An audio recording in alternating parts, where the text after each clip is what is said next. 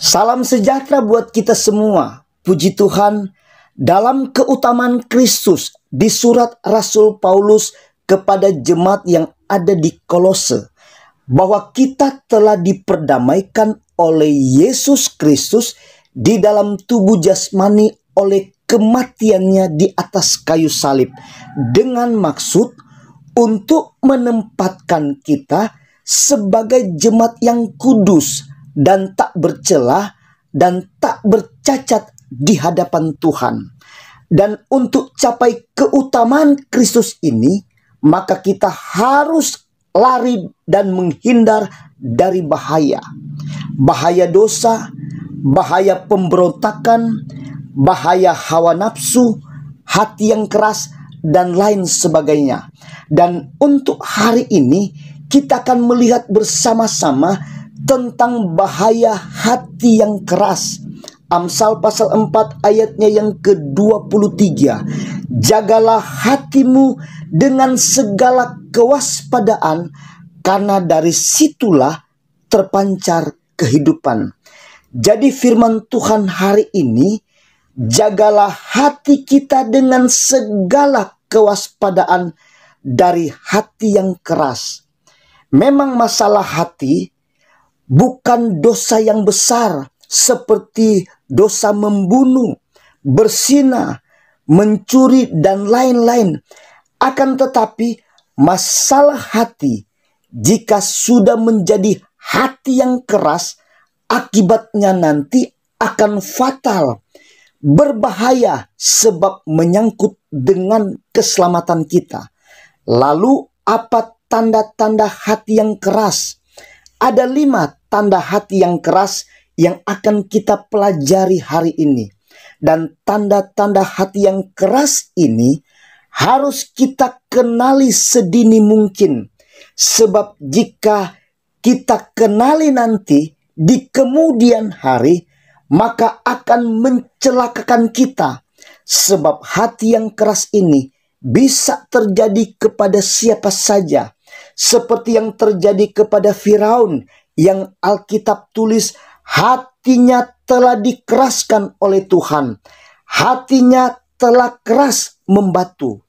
Dan bisa juga terjadi kepada orang-orang percaya.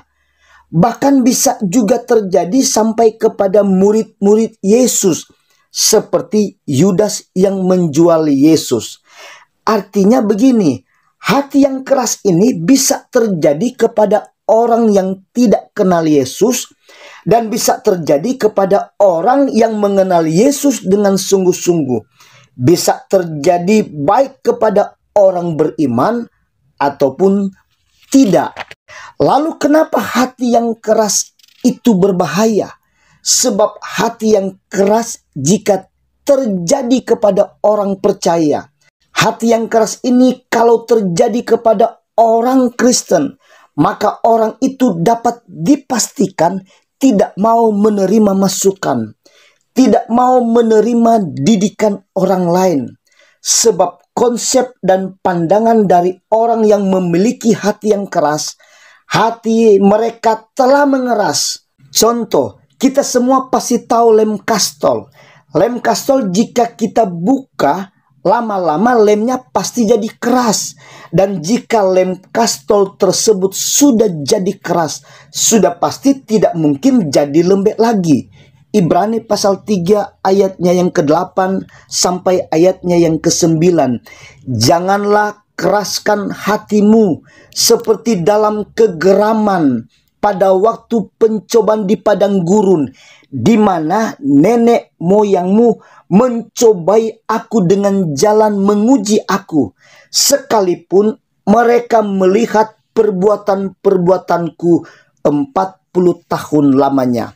Firman Tuhan tegaskan bahwa janganlah keraskan hatimu seperti nenek moyangmu bangsa Israel. Selama 40 tahun lihat mujizat Tuhan.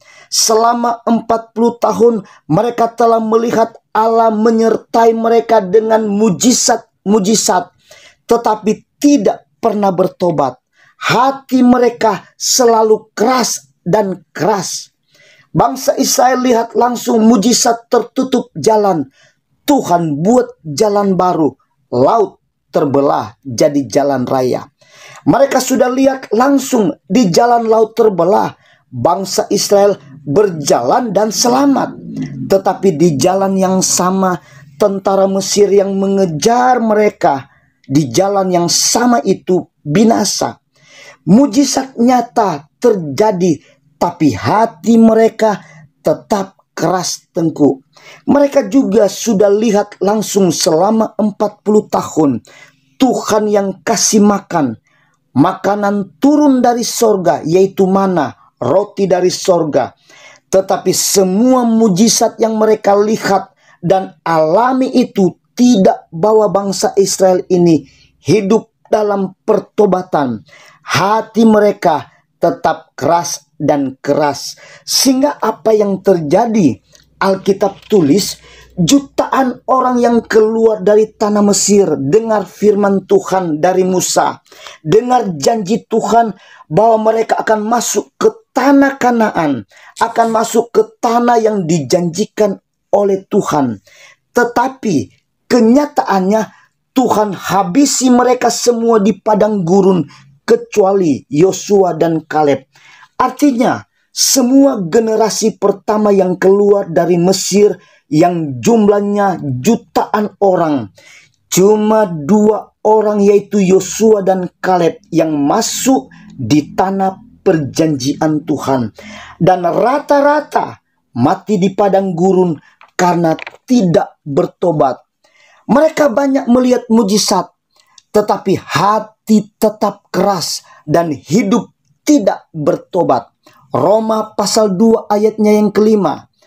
Tetapi oleh kekerasan hatimu yang tidak mau bertobat, engkau menimbun murka atas dirimu sendiri pada hari waktu mana murka dan hukuman Allah yang adil akan dinyatakan. Artinya begini, kekerasan hati yang tidak mau bertobat, Tuhan kasih habis, binasa mereka semua di padang gurun. Contoh yang pertama, Bilangan pasal 11 ayatnya yang ke-31 sampai ayatnya yang ke-35. Ribuan orang mati akibat roh rakus. Contoh yang kedua, baca di dalam Bilangan pasal 16 mulai dari ayat 1 sampai selesai. Ada 250 orang pilihan sebagai pelayan yang sedang mempersembahkan ukupan, mati terbakar api dari Tuhan. Dan ada juga 14.700 orang yang mati kena tulah dengan tanah terbelah. Contoh yang ketiga, Bilangan pasal 21 ayatnya yang ke-9. Ribuan orang juga mati dipagut ular tedung. Dan banyak lagi yang mati dengan tidak wajar akibat hidup dengan kekerasan hati atau hidup dengan hati yang keras. Dan yang masuk tanah perjanjian cuma Yosua dan Kaleb dan generasi yang kedua. Sebab generasi yang pertama dengan jutaan orang itu hanya Yosua dan Kaleb tidak kena kutuk karena hati mereka tidak bermasalah.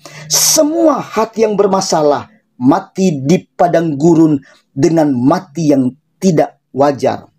Dan hati yang keras atau kekerasan hati itu tidak terjadi secara otomatis atau langsung jadi, melainkan hati yang keras sudah pasti berawal dari buka hati dulu, atas kepahitan, atas sakit hati, iri hati.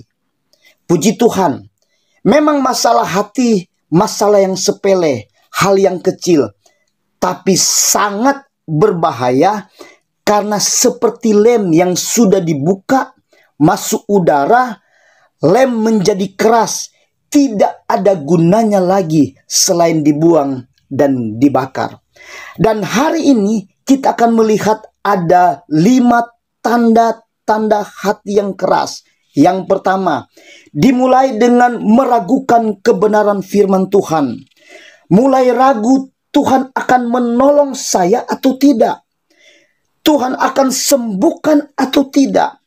Tuhan akan bukakan jalan kita atau tidak? Mulai ragu atas kebenaran firman Tuhan. Padahal Ibrani pasal 13 ayat 8 berkata, Yesus Kristus tetap sama, baik kemarin maupun hari ini dan sampai selama-lamanya. Tanda hati yang keras yang kedua, tidak mau mendengarkan nasihat orang lain. Keluaran pasal 7 ayatnya yang ke-22. Firaun tetap berkeras hati sekalipun ada nasihat firman Tuhan dari Musa dan Harun. Tanda hati yang keras yang ketiga, marah kepada orang yang menasihati. Keluaran pasal 10 ayatnya yang ke-28. Lalu Firaun berkata kepadanya, pergilah daripadaku, awaslah engkau, jangan lihat mukaku lagi, sebab pada waktu engkau melihat mukaku, engkau akan mati. Firaun marah kepada Musa yang menasihati dia. Tanda hati yang keras yang keempat, menolak mengampuni orang lain.